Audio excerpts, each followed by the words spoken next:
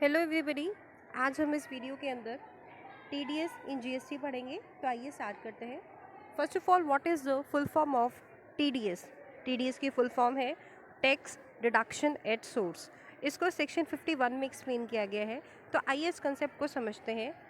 GST law के mechanism में जब कोई रिसिपिएंट यानी कोई गुड्स और सर्विसेज लेता है तो कुछ अमाउंट टैक्स के रूप में डिडक्ट कर लेता है और वो अमाउंट गवर्नमेंट के जो अकाउंट है उसको एक प्रेस्क्राइब लिमिट तक जमा कराने की ड्यूटी उस डिडक्टर की होती है। दोबारा समझते हैं, जब हम कोई गुड्स और सर्विसेज लेते हैं एक प्रेस्क्राइब्ड अमाउंट से ज़्यादा तो कुछ अमाउंट हम डिडक्ट कर लेते हैं पेमेंट करने से पहले, यानी सप्लायर को पूरा अमाउंट नहीं मिलता है, उसका टैक्स डिडक्ट कर लेते हैं और जो डिडक्टर होता है वो ही इस अमाउंट को, जो अमाउंट उसने डिडक्ट किया है, उसको गवर्नमेंट के अकाउंट के अंदर डिपॉजिट करा देता है। और जो सप्लायर होता है, जो उसका अमाउंट डिडक्ट किया गया है वो इलेक्ट्रॉनिक लेजर में रिफ्लेक्ट होना शुरू हो जाता है। वो इस अमाउंट को रिफ़ंड भी करा सकता है, यानी वो जो उसने टैक्स उसका जो डिडक्ट हुआ है उसको अमाउंट को रिफ़ंड भी करा सकता है या उसको आगे एडजस्ट भी करा सकता है जैसे उसने रिटर्न फाइल कर रखी हो। आइए इसके कुछ प्रोविज़न समझते हैं। और पहला है who is liable to deduct TDS under GST. किसकी लायबिलिटी बनती है टीडीएस को डिडक्ट करने की? तो जो डिपार्टमेंट ऑफ गवर्नमेंट है यानी state and central government, establishment of central और state government, government agencies, local authorities, such category of persons as may be notified by central or state governments on the recommendation of GST council। यानी मोटा मोटा तौर पे समझा जाए तो इन सभी अथॉरिटीज़ के पास पावर होती है टीडीएस को कलेक्ट करने की। Next is what could be the rate of TDS. तो the government may mandate certain persons to deduct tax at the rate of 1% from the payment made और credited to the supplier of taxable goods or services or both। तो समझते हैं कि जो government है उसने कितना रेट मेंशन कर रखा है, 1%। अभी 1% को समझते हैं जैसे 1% सीजीएसटी का, 1% एसजीएसटी का, तो टोटल मिलाकर 2% जो रिसिपेंट है वो डिडक्ट कर देगा और जो एग्जाम गुड्स और सर्विसेज होती है वहाँ पर कोई टीडीएस नहीं लगेगा। थर्ड है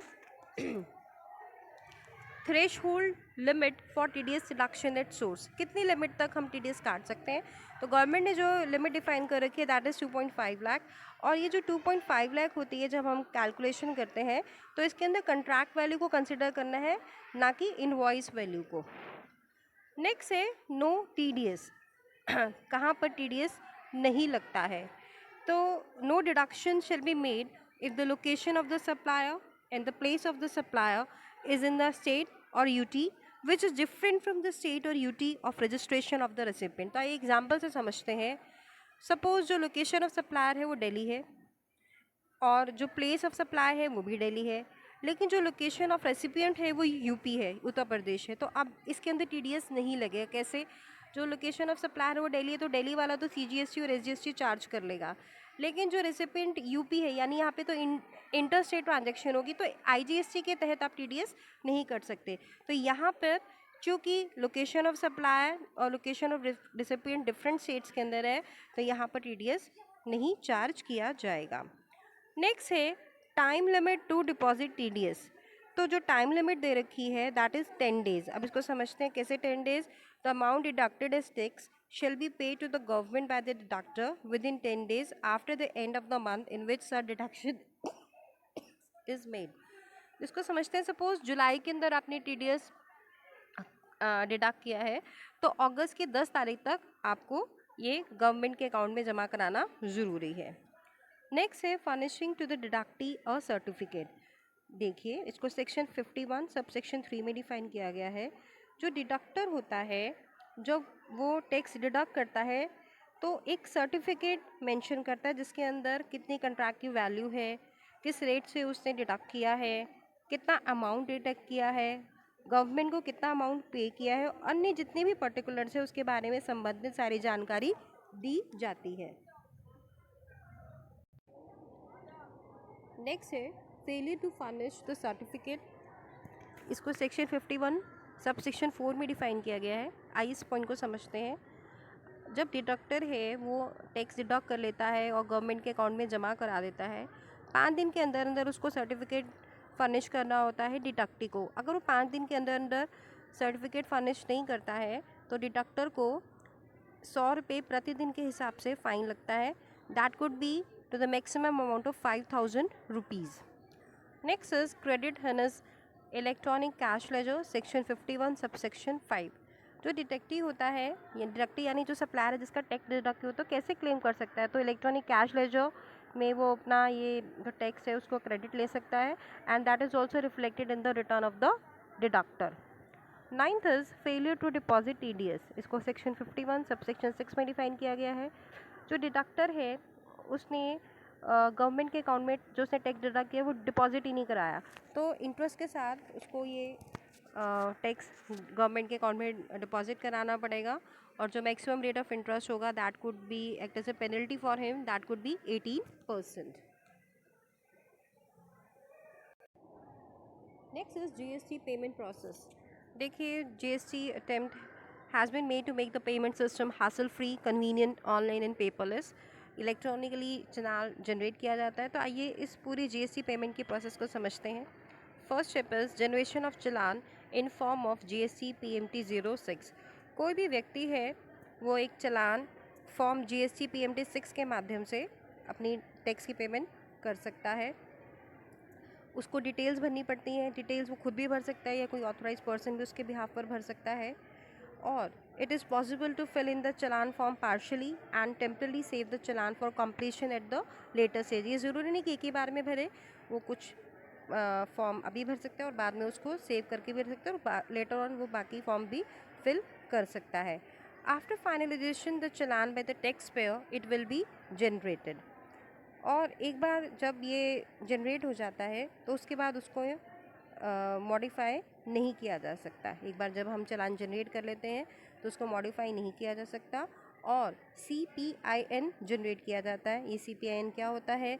C stands for common, P stands for portal, I stands for identification and N stands for number. यानी CPIN का मतलब होता है कॉमन, पोर्टल, आइडेंटिफिकेशन नंबर. ये 14 डिजिट का एक यूनिक नंबर होता है. पर्पस इसका यही होता है कि we can identify the challan.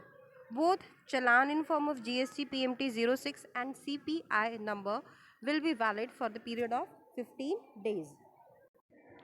Next है payment on the basis of temporary identification number. देखिए अगर कोई अनरजिस्टर्ड व्यक्ति है और वो पेमेंट करना चाहता है तो वो क्या कर सकता है? एक टेम्परेरी आइडेंटिफिकेशन नंबर जनरेट करके, जो कि कॉमन पोर्टल से ही होता है, पेमेंट कर सकता है. अगला है मैंडेट फॉर्म. देखिए जहाँ पे पेमेंट हमें NEFT या RTGS के माध्यम से करनी है तो मैंडेट फॉर्म जनरेट किया जाता है चलान के साथ और उसको उस बैंक में जहाँ से हमें पेमेंट करनी है वहाँ पर सबमिट कराना ज़रूरी होता है. ये जो मैंडेट फॉर्म होगा that will be valid for the period of 15 days from the date of generation of challan. Next है if CIN is generated and communicated. इससे पहले समझते हैं CIN होता क्या है. CIN stands for challan identification number. ये 17 डिजिट का नंबर होता है जिसके अंदर 14 डिजिट CPIN यानी कि कॉमन पोर्टल आइडेंटिफिकेशन नंबर के जो 14 डिजिट वो होते हैं और इसके अंदर 3 डिजिट बैंक कोड के होते हैं. तो 14 + 3 हो गए 17. तो इस 17 डिजिट का यूनिक नंबर होता है जो कि ऑथराइज बैंक या RBI के द्वारा जनरेट किया जाता है. ये चलान के ऊपर भी अंकित होता है. इसका इंडिकेशन यही होता है कि payment has been realised and credit to the appropriate government account. और ये जो CIN होता है ये ऑथराइज बैंक द्वारा कम्युनिकेट किया जाता है टैक्स पेयर को as well as to GSTN. Next है if CIN is not generated और नॉट कम्युनिकेटेड. देखिए अगर किसी व्यक्ति ने पेमेंट कर दी है यानी उसके बैंक अकाउंट से अमाउंट डेबिट हो गया है लेकिन CIN number is not generated यानी कि चलान आइडेंटिफिकेशन जनरेट नहीं हुआ है या जनरेट हो गया but it is not communicated the common portal, तो क्या किया जा सकता है? That said person may represent electronically inform GST PMT 07 through common portal to the bank और electronic gateway through which the deposit was initiated. Next है other provisions related with payment of tax under GST. पहला है refund of electronic cash और credit ledger section 49 sub section 6. तो आइए इस point को समझते हैं. देखिए अगर आपका इलेक्ट्रॉनिक कैश लेजर या इलेक्ट्रॉनिक क्रेडिट लेजर के अंदर बैलेंस बचता है after making the payment of liabilities like tax, interest, penalty fee या अदर कोई अमाउंट अंडर CGST एक्ट। तो पेमेंट करने के बाद अगर बैलेंस बच रहा है तो आपको वो अमाउंट रिफ़ंड किया जा सकता है according to the provisions of CGC act section 54। यानी सारी पेमेंट्स हो गई, उसके बाद में बैलेंस बचता है तो you can claim the refund of that particular amount. Second is passing the full incidence of tax section 49 subsection 9। इससे पहले इंसिडेंस ऑफ टैक्स का मतलब समझते हैं। इंसिडेंस ऑफ टैक्स का मतलब होता है शिफ्टिंग ऑफ टैक्स बर्डन।